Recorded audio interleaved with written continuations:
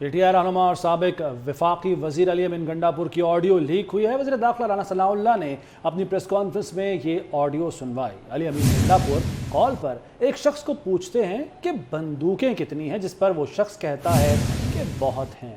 इसके अलावा अली अमीन गंडापुर ने क्या कहा, इसी पर बात करने के लिए हमारे साथ मौजूद होंगे हमारे नुमाइंदे भी, मगर अभी आपको बताएं कि PTI रहनुमा और साबिक वफाकी वजीर अली अमीन गंडापुर की ऑडियो लीक हुई है।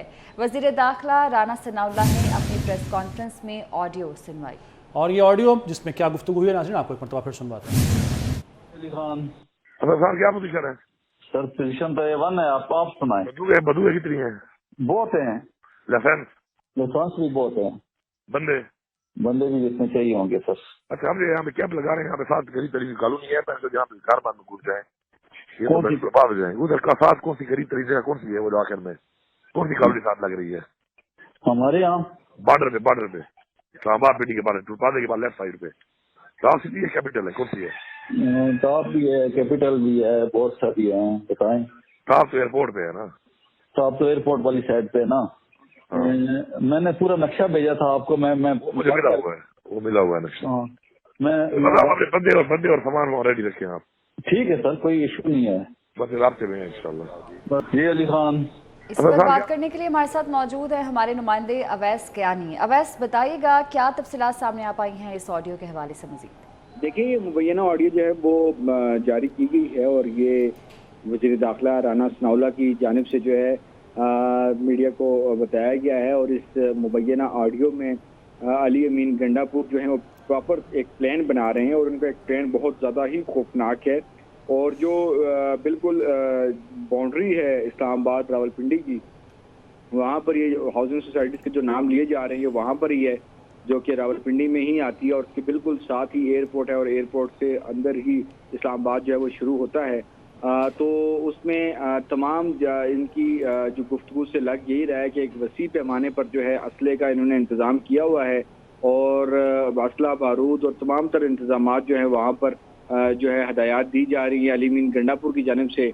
और यकीनी तौर पर अगर ये जो मुबैना ऑडियो अगर ये लीक ना होती और अगर इस पर अमल दरामद हो जाता, अगर होता भी है, तो यकीनी तौर पर जो है एक बहुत ही ज़्यादा नुकसान का जो है वो ख़तरा था।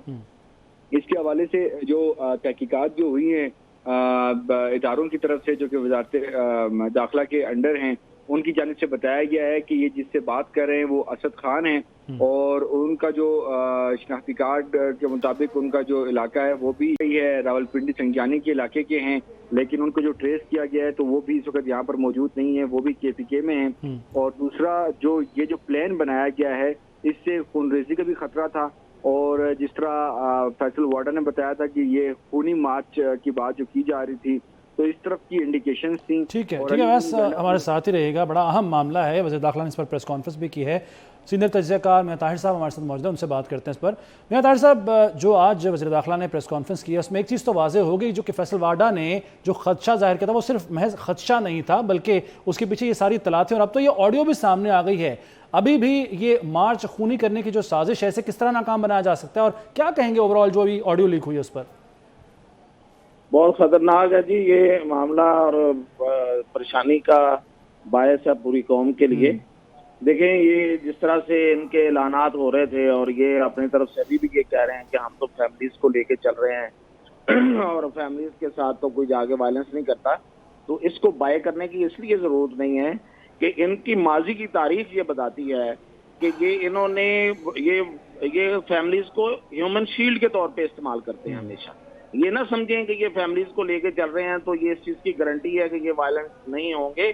ये 25 मई सबको याद है कि वहाँ पे डी चौक में वहाँ पे खवातीन और बच्चे इन्होंने खुद पहले दाखिल करवाए थे और उससे भी पहले इन्होंने इस्लामाबाद के मुख्तलिफ बिल्डिंग्स में KP से ट्रेंड लोग वहाँ पे उन्होंने पहले पहुंचा दिए थे और जिन्होंने फिर आपको याद होगा कि डी चौक में और शारा दस्तूर पर दरख्तों को आग लगाई थी, तो वो जो बच्चे और खवातीन थी वो उनको जानबूझ के उन्होंने पहुंचाया था ताकि अगर वहाँ पे शेलिंग हो या पुलिस एक्शन हो तो उसको शील्ड के तौर पे इस्तेमाल करें।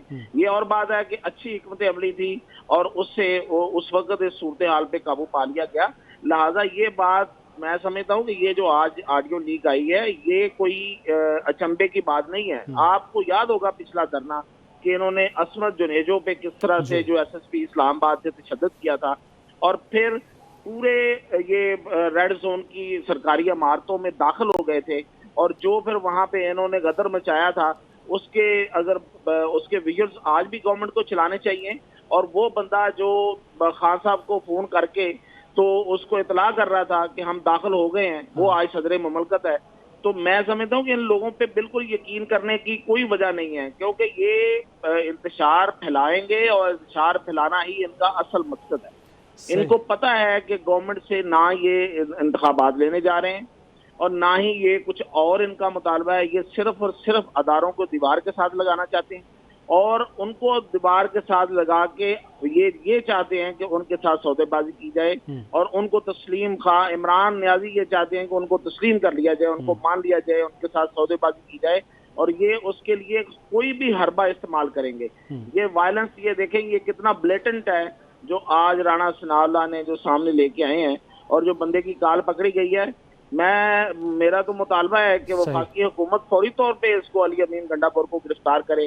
اس کا ماضی کی بھی سب چیزیں سب کے سامنے ہیں. لیکن وہ تو انہوں نے معذوری ظاہر کر دی نا کہ کے پی کی حکومت کو ہم نے لکھ دیا ہے اور وہ کے پی میں ہیں تو ہم اس لیے کچھ کر نہیں سکتے. بہرحال میں طاہر صاحب ساتھ رہیے گا. سلیم بخاری صاحب اور ثنا بچہ صاحبہ نے بھی جوائن کیا، انہیں بھی شامل گفتگو کر لیتے ہیں. بخاری صاحب، سر لاشوں پر اور لاشوں کی سیاست پاکستان میں کوئی نئی بات نہیں ہے، لیکن یہ جو آڈیو آج چلوائی ہے وزیر داخلہ رانا ثناء اللہ نے، یہ اگر اس کا فورینزک کرایا جاتا ہے، تفتیش کی جاتی ہے، تو یہ بہت گھناؤنی سازش ہوگی پاکستان اور پاکستانیوں کے خلاف.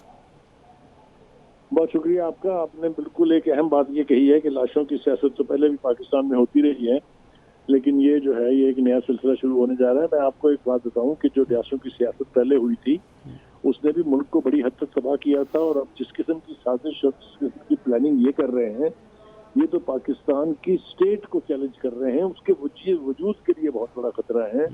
آپ نے دیکھ لیا کس طرح سے ایک ہی قوت ہے جو پاکستان کی ٹیریٹوریل انٹیگریٹی کی ضامن ہے، جو پاکستان کے آئیڈیولوجیکل فرنٹیئر کی ضامن ہے، فوج.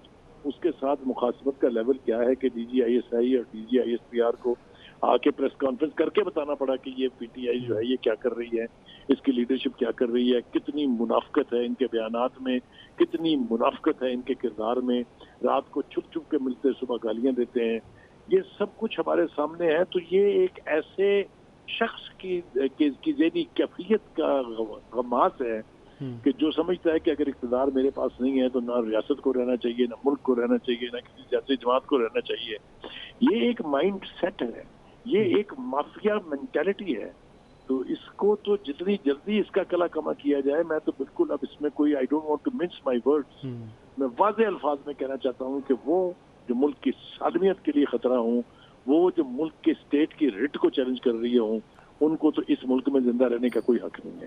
ان کے خلاف ایکشن فی الفور ہونا چاہیے، اور ایسا ہونا چاہیے کہ آنے والے وقت میں پھر کوئی بڑی امپورٹنٹ بات کی بخاری صاحب آپ نے، فی الفور ایکشن ہونا چاہیے. اسی پوائنٹ پر ثنا بچہ صاحب سے بھی سوال کرتے ہیں. ثنا بچہ صاحبہ، میاں طاہر صاحب نے بھی یہی بات کی اور بخاری صاحب بھی یہی کہہ رہے ہیں کہ فی الفور ایکشن ہونا چاہیے، فورینزک ہونا چاہیے، اور یہ چیلنج بھی کیا ہے خود رانا ثناء اللہ نے کہ آپ فورینزک کرا لیں. اگر یہ جھوٹ ثابت ہو تو ہم ذمہ دار ہیں، لیکن یہ بات آڈیو بالکل حقیقت ہے، یہ انہوں نے چیلنج بھی کیا ہے. کیا آپ کے خیال میں اب کارروائی ہونی چاہیے؟